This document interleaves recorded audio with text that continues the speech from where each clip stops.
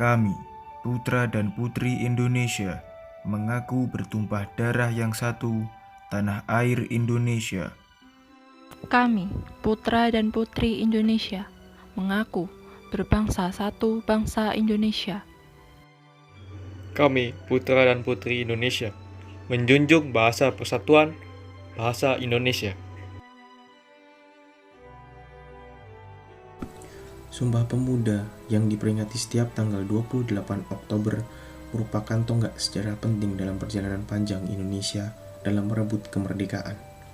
93 tahun lalu, para pemuda Indonesia yang berasal dari berbagai daerah berkumpul untuk mengucapkan ikrarnya untuk bertumpah darah, berbahasa, dan berbangsa Indonesia. Sebelum tercetus sebagai Sumpah Pemuda pada 28 Oktober 1928, ada sejarah di balik perjalanannya. Sumpah Pemuda merupakan hasil rumusan dalam Kongres Pemuda II. Kongres tersebut merupakan pertemuan besar pada tahun itu. Dalam pertemuan itu dihadiri para pelajar dari seluruh wilayah Nusantara yang tergabung dalam Perhimpunan Pelajar-Pelajar Indonesia. Kongres Pemuda II digelar 3 sesi dan 3 tempat yang berbeda. Organisasi kepemudaan yang hadir saat itu diantaranya Yong Java, Yong Batak, Yong Ambon, dan Yong Islamiyeten Bond. Sesi pertama dilakukan pada 27 Oktober 1928 di Gedung Katolike Jongenlingen Bonn. Ketua PPPI Sugondo Joyo Puspito saat itu berharap Kongres Pemuda II diharapkan dapat mempererat semangat persatuan di antara para pemuda. Sesi kedua digelar pada 28 Oktober 1928 di Gedung Osjava Bioskop. Dalam sesi itu dibahas masalah pendidikan yang sangat penting untuk anak. Pada sesi berikutnya, Sunario menjelaskan pentingnya nasionalisme dan demokrasi selain gerakan kepanduan. Pada kesempatan yang sama, Ramelan mengemukakan gerakan kepanduan tidak bisa dipisahkan dari pergerakan nasional.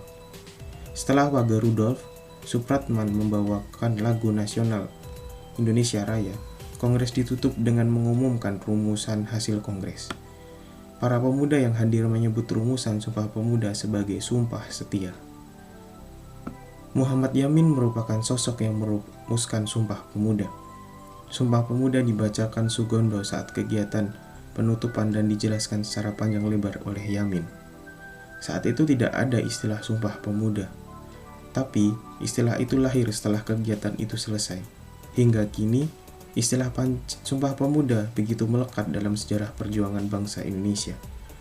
Setelah Sumpah Pemuda lahir, para pemuda dan bangsa Indonesia secara umum akhirnya memiliki semangat kebersamaan untuk berjuang melawan penjajah. Mereka tak lagi sendiri-sendiri melawan penjajah. Hingga akhirnya, Indonesia benar-benar merdeka pada 17 Agustus 1945.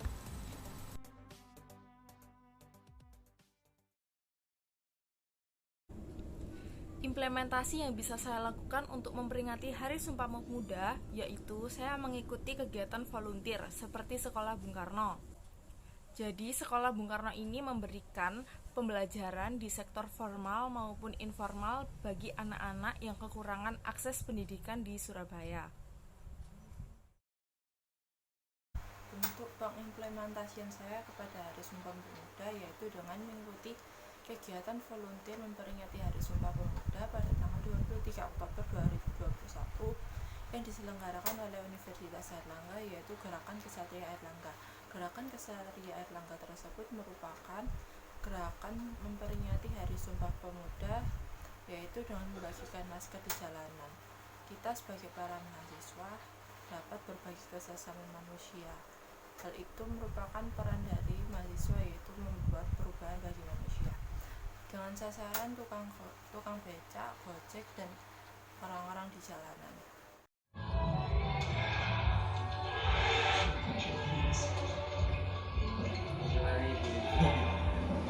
Hari ini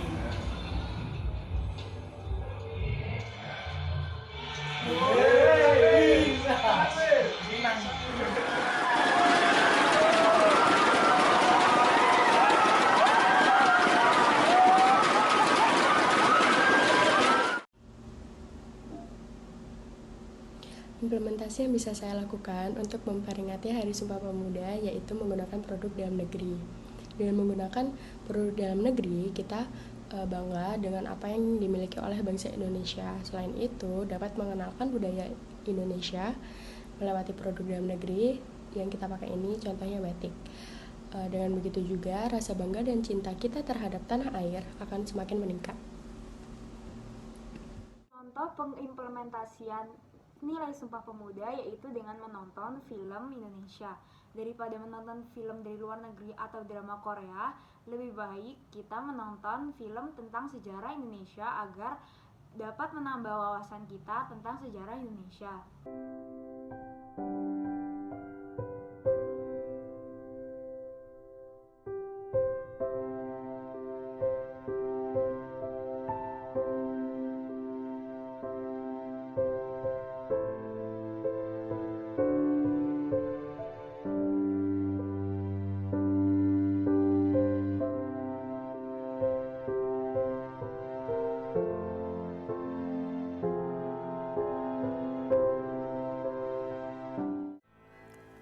Halo teman-teman, salah satu cara implementasi dari Sumpah Pemuda selain yang sudah disebutkan sebelumnya ialah penggunaan baju batik atau pakaian yang mempresentasikan budaya kita dalam kehidupan sehari-hari.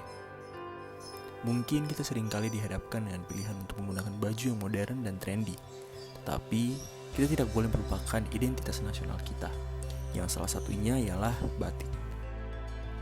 Batik adalah kain bercorak yang merupakan warisan dunia dari negara Indonesia dan menjadi ciri khas dari budaya Indonesia itu sendiri. Kita bisa menggunakan batik untuk kegiatan sehari-hari, seperti mengikuti kegiatan belajar mengajar di kampus, dan masih banyak lagi. Ini merupakan salah satu bentuk implementasi dari Sumpah Pemuda dan bentuk kecintaan kita terhadap produk lokal. Jadi, gunakan batik yuk!